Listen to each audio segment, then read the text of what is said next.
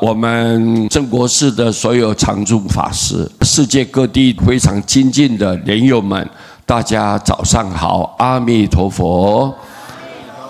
那么师父今天一大早呢，用几句话跟各位大家解个法缘，因为我们必须一定要懂一些道理，以后我们的观念才会端正，我们的行为才不会偏差，我们讲话的语言才不会粗暴。那这样子的话，修行才会相应，跟佛的慈悲愿力才会慢慢的逐渐的融成一体。所以各位，这是佛教导我们众生的。那么第一个师父来跟各位报告，就要以平等观来化解冤家、冤亲平等观。你看，你是讨厌他的对象，但是他平等对待，他也度化，绝对让你去成就。你看，佛是这样的对待众生的。你是他的亲人，也一样，在他的面前是平等，他没有分别，没有亲疏、亲跟疏的这么一个感觉，不会。佛的内心上是非常平等，所以我们要用平等观来化除、解开这个冤家。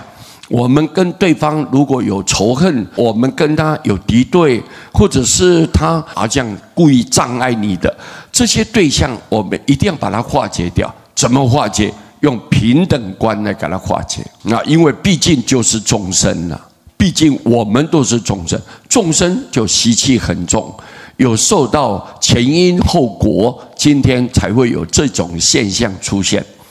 一定有过去的因，这辈子的果报嘛。不可能无因就有果，不可能的。所以我们就了解到，我们必须要很清楚，用平等观才能够感化解除这个冤家。我们跟彼此不好的不和睦的这些对象，我们能把它化解掉，以后我们来世都很幸福很快乐，没有任何阻碍。以慈悲观来消除怨尤，用慈悲这一种做法，这种观念来消除怨尤。有人埋怨你啦，有人怨恨你啦，这些对象我们要用慈悲心来包容他，尊重他，消除掉这些所有彼此之间的嫌隙。我们人呢，最可贵的就是有慈悲的度量。佛为什么会成佛？他就是慈悲无量，他用他的慈悲心来尊重所有的众生，来包容一切的众生。所以你看，他的心中没有敌人，以因缘观来净化人我。我们不是一直说明吗？欲知前世因，今生受则是；欲知来世果，今生做则是。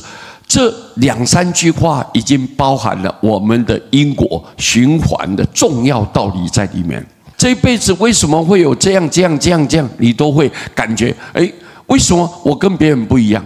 那你前世种的因绝对是不同的。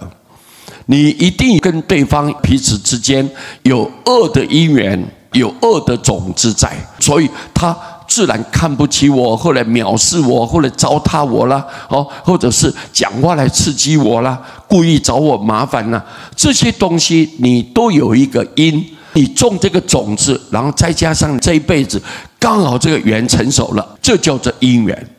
如果你懂这个道理，你明白这里头的各种因素理由，那么我们自然就净化人我，把别人跟我之间不要有任何摩擦，不要有任何的敌对，我内心没有挂碍，不要为这个事情困扰，不要为了说他对不起我，我马上就采取行动，要如何来对付他，就不会有这样，所以马上就能够净化，让你的内心当中很清净光明，不会为了这个事情耿耿于怀。所以你要知道有因缘观，有这个因缘，有这个因种的种子，再加上的缘成熟了之后，自然就会出现现在目前你所遭遇的处境啊。所以各位，这个叫因缘观，以念佛观来解脱生死，这个观念太重要了。佛一再强调，在末法年代的时候，众生要靠自己排除一切恶毒的念头，残暴的那种行为，或者是一些邪知邪见的不好观念，或者是你讲话粗暴重伤别人，这些行为你要完全去除掉，你才有可能去解脱，你才能可能成就。但是我们做不来呀，因为我们的习气根深蒂固啊，我们过去的习性太重了，所以你如果要完全排除的干干净净，一尘不染的话，你是很难达到这样一个程度，一个目标，很难。很难，我们怎么办？就注定了你一定要轮回，你一定要再转世，受到这个因缘果报，你必须要再堕落，继续沉沦，这是人生最大的悲哀。我们是个人呢，有智慧，我们会选择好跟坏，对自己有利还是不利，我们会自己判断，自己选择。但是明明知道我们想要走光明的大道，偏偏那个习气、那个业力把你束缚住了，把你绑住了。你想要解开，解开不了；你想要跳脱，你又没有这个条件跟能耐。你看，我们人是这么无力啊，很无力的人。所以，因为这样，我们要有念佛的观念。念佛是靠他力，我自己做不到，但是佛说没有关系。我把我所修持的一切功德，万善万行的功德，放在这个名号里面。你念我的名号，我来救度你，这叫做他力。我们仰仗佛陀的慈悲救度，我们才能解脱生死，不要再受生，不要再受死。你没有生就没有死了。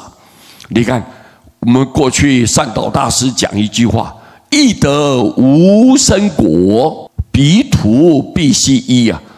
你想要得到这个无生果报，无生是什么？你无生就不会死，就是成佛嘛。你要成佛的境界，彼土必须依，西方极乐世界的净土，你一定要依靠它，你一定要仰仗它。这个是彼土必须依，愿生何意切？我们为什么愿意去往生？是这么迫切？为什么？我们为什么一定要极乐世界？我们为什么发愿要往生？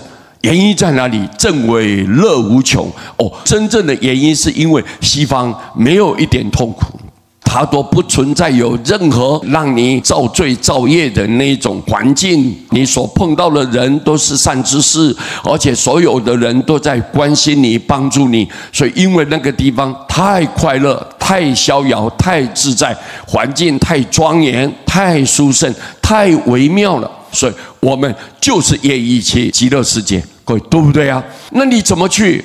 佛就告诉你，你如果要在这种清净最光明的宝地，而且必定可以成佛，成就你的道业，唯独只有念佛。